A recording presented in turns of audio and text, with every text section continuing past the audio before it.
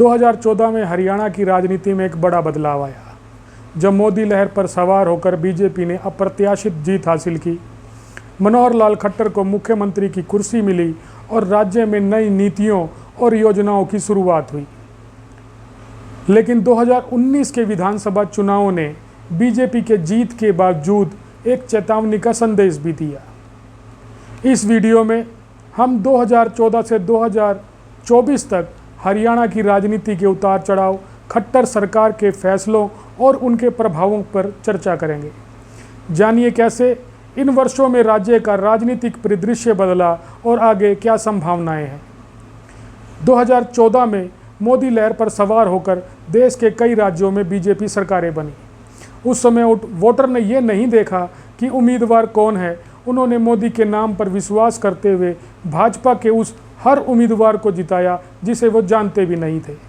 हरियाणा, जहां बीजेपी मात्र 2 से 5 सीट जीत पाती थी, 2014 के विधानसभा चुनावों में 90 में से 47 सीट प्राप्त करने में सफल रही और पूर्ण बहुमत की सरकार बनाई। 2 बार से लगातार मुख्यमंत्री रहे कांग्रेस के भूपेंद्र सिंह हुड्डा अपनी सरकार के ऊपर लग रहे भ्रष्टाचार के गंभीर आरोपों, नौकरियों में भेदभाव, महंगाई, बेरोजगारी और प्रशासनिक विफलताओं के घेरे में थे। त्रस्त जनता जो हर बार करती है, इस बार भी वही करने को मजबूर हुई। जनता ने इस बार मोदी की भाजपा को चुना। आरएसएस बैकग्राउंड से और भाजपा के पूर्व संगठन मंत्री मनोहर लाल खट्टर को करनाल से लड़वाया गया। जीत के बाद उन्हें मुख्यमंत्री भी बनाया गया। यहाँ एक बात आपसे शेयर करता चलूँ कि जब 2014 में पूरे देश में मोदी की लहर चल रही थी, तब भी हरियाणा बीजेपी के बड़े नेताओं को ये भरोसा नहीं था कि हरियाणा में बीजेपी इतनी सीट जीत पाएगी कि अपनी सरकार बना ले। मेरे एक मित्र हैं जो पुराने शुरुआती दिनों से भाजपा के नेता हैं। उन्होंने मुझसे यह सवाल पूछा था। उन्हें भी ये विश्वास था कि भाजपा इस बार कुछ ज़्यादा 10-12 सीट लाकर गठबंधन की सरकार बना सकती है। गठबंधन इनेलो से होगा यह तय था, क्योंकि पूर्व में भी इनेलो के गठबंधन में उनके मंत्री बन चुके थे। उनका सवाल उस एक सीट से संबंधित था जहां कांग्रेस पिछले 20-25 वर्षों से जीत रही थी। जाहिर था यहां कांग्रेस वर्चस्व में थी। मेरे कहने पर कि कांग्रेस विधायक इस सीट पर इस बार हार जाएगा, उन्हें विश्वास नहीं हुआ। उन्होंने मुझसे यही सवाल दोबारा पूछा।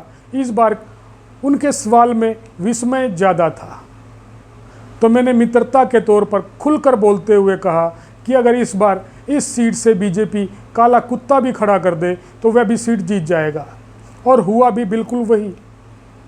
पिछली हारों के डर से घबरा भाजपा नेताओं ने चुनाव की तैयारी कर रहे एक स्थानीय व्यापारी को पकड़ा, बलि का बकरा बना टिकट दिलवाने का काम किया और वह चुनाव बड़े मार्जिन से जीता। जीत के बाद इस व्यापारी ने क्या किया, यह भी बड़ा रोचक प्रसंग है। इस समय यह विषय से भटकने जैसा होगा। कहानी बड़ी रोचक है, फिर किसी अंक में से ज़रूर शामिल करेंगे। 2014 से 2019 के कार्यकाल के दौरान मनोहर सरकार ने कई काम किए। भ्रष्टाचार मुक्त का नारा दिया, उस पर काफ़ी हद तक सफल भी रही। सरकार के किसी विधायक, मंत्री पर सीधे सीधे भ्रष्टाचार के आरोप नहीं लगे। हालांकि इस दौरान अधिकारियों के रवैये में कोई बदलाव देखने को नहीं मिला, और अगर मिला तो वो ये था कि अब दलालों के जरिए वो घूस लेते थे। ईमानदारी के नाम पर घूस की रकम सैकड़ों से हजारों और हजारों वाली लाखों में पहुंच गई थी। खट्टर सरकार ने एक काम और अच्छा किया कि विधायक को मंत्रियों के कोटे से होने वाली सरकारी नौकरियों में रोक लगाई। पर्ची खर्ची वाली संस्कृति को खत्म करने का अच्छा प्रयास किया।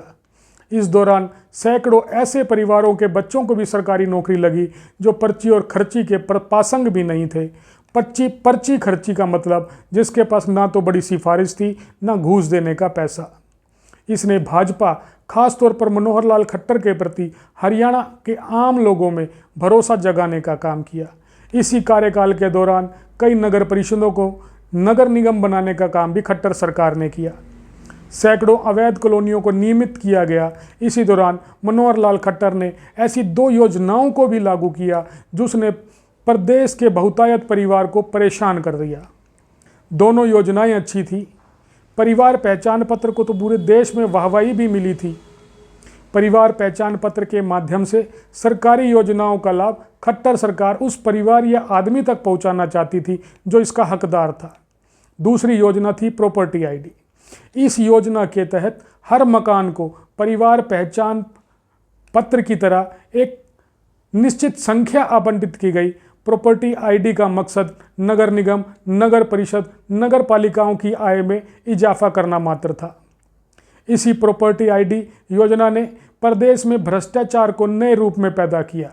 अब प्रदेश में कोई भी रजिस्ट्री तब तक नहीं हो सकती थी जब तक नगर निगम प्रॉपर्टी आईडी पर एनडीसी जारी नहीं करता था, नो ड्यूज सर्टिफिकेट जारी नहीं करता।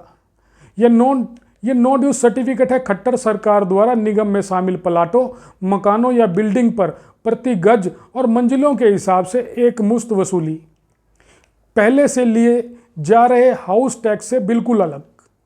उसे आज लोग खट्टर सरकार का जजिया कर भी कहते हैं, क्योंकि यह उन मकानों पर भी लागू किया गया जो पहले से बने थे, विभिन्न मदों के रूप में सरकार को राजस्व दे चुके थे या हाउस टैक्स के रूप में पहले से ही भुगतान कर रहे थे। यह उन परिवारों, खास तौर पर जिनमें पारिवारिक संपत्ति का बंटवारा हुआ, पर एक गाज के तौर पर गिरा। इन सब संपत्तियों को ना तो खरीदा गया ना बेचा गया। किसी प्रकार का कोई पैसे का लेन देन ना होने के बाद भी इन्हें रजिस्ट्री करवाने के लिए दलालों के चक्कर काटने पड़े। एनडीसी लेने के लिए लाखों रुपया जेब से खर्च करना पड़ा। जेब से जो पैसा खर्च करना पड़ा वो अलग, लंबा समय खराब हुआ सो हुआ। मकानों, प्लाटों और बिल्डिंगों के सर्वे में भी सर्वे एजेंसी ने जमकर घालमेल किया। करोड़ों रुपए का भुगतान गलत सर्वे के बावजूद कर दिया गया। ये मामला अभी अदालत में है, एक आम आदमी ही से लड़ रहा है। निगम, परिषद तथा पालिकाओं में सफाई और लाइट के नाम पर जमकर फर्जीवाड़ा किया गया। लाखों में जाने वाले सफाई ठेके करोड़ों में प्राइवेट एजेंसियों को दिए गए। समय समय पर इन पर सवाल उठते रहे। भाजपा के नेताओं का एजेंसियों से संबंध बताया जाता रहा, लेकिन कोई कार्रवाई नहीं हुई। इस कार्यकाल में विकास के नाम पर सड़कें, नालियां, पानी की सप्लाई और बिजली सप्लाई पर समुचित काम किया गया, लेकिन 2019 आते आते विधायकों का झुकाव विकास कार्यों पर धीरे धीरे हटने लगा। इसी कार्यकाल में जाट आरक्षण का मुद्दा पूरे प्रदेश में जोर शोर से उठा। शहरों में एक किस्म का भय व्याप्त हुआ। किसानों के मुद्दे भी जोर पकड़ रहे थे। जनता कानून को अपना काम करते देखना चाहती थी, जिसमें खट्टर सरकार पूरी तरह से नाकाम नजर आई। 2019 के लोकसभा चुनाव में मोदी सरकार ने एक बार फिर बहुमत से सरकार बनाई। यह बहुमत प्रधानमंत्री मोदी के कामों को देश की बहुमत जनता का मूक समर्थन था। 2019 में ही हरियाणा विधानसभा चुनाव की घोषणा हुई। हरियाणा भाजपा के नेता अपने कामों से ज़्यादा मोदी सरकार की जीत से उत्साहित थे। वो गिनतियां भी मोदी की नीतियों की ही करवा रहे थे। वे 2019 में भी 2000 जीत को ही ढूंढ रहे थे। अति उत्साहित नेताओं ने आम कार्यकर्ताओं के फीडबैक को नकार कर हरियाणा में 75 पार का नारा दिया। हरियाणा वासियों ने चुनाव में भाजपा को धोबी पछाड़ मार दिया। भाजपा 90 में से 40 सीटों पर सिमट गई। इनेलो से टूटकर बनी जजपा के 10 विधायकों के दम पर गठबंधन में सरकार बनी। इस बार फिर मनोहर लाल खट्टर दूसरी बार मुख्यमंत्री बने और उनके डिप्टी बनाए गए जजपा के दुष्यंत चौटाला। 2019 से 2024 का सफ़र आम वोटरों, जिन्होंने भाजपा को वोट दिया था, की आकांक्षाओं पर कुठाराघात साबित हुआ। 2014 से 2019 के बीच में विकास कार्यों पर अघोषित रोक लगा दी गई। ऐसा कुछ इस पूरे कार्यकाल में नज़र नहीं आता कि उसकी बात की जा सके। पहले कार्यकाल में बने नालों की सफाई तक पूरे 5 वर्ष नहीं की गई। आज 2024 में हरियाणा विकास के 2014 के उसी पैमाने पर खड़ा नज़र आता है जिस पर से उसने शुरुआत की थी। 2019 में जो रिजल्ट हरियाणा की जनता ने मनोहर सरकार को दिया था, वह मोदी सरकार को जनता का साफ संदेश था। इसे समझने में बीजेपी के चाणक्य फेल रहे।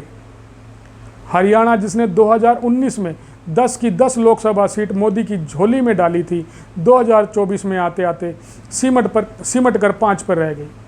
ऐसा नहीं था कि असंतोष की जानकारी शीर्ष नेताओं को नहीं मिल रही थी, बस ध्यान ही नहीं दिया जा रहा था। ध्यान अब भी नहीं है, वरना लोकसभा चुनाव के तुरंत बाद जब मनोहर लाल को मुख्यमंत्री पद से हटाया गया, मनोहर योजनाओं को भी बंद किया जा सकता था, या इसमें कम से कम ऐसे बदलाव तो किए ही जा सकते थे कि जनता अधिकारियों के दफ्तर के बाहर लाइन लगाने को मजबूर ना हो।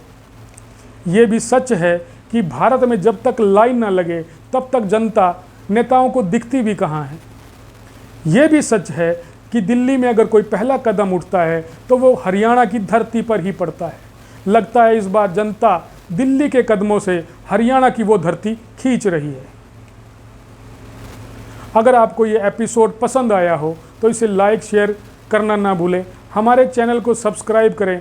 फिर मिलेंगे एक नए विषय के साथ, तब तक के लिए नमस्कार।